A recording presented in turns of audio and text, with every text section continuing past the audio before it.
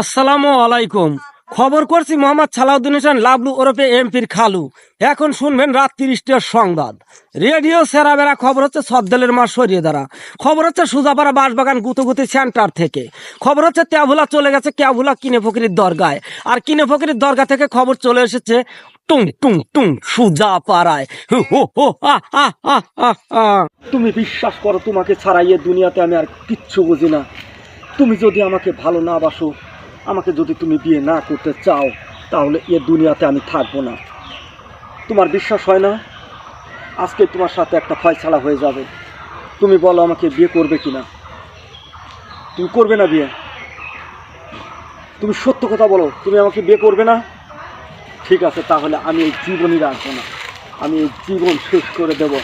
আমার এই জীবনটাকে আমি শেষ করে দেব। তুমি তুমি ভেবেছো কি আমি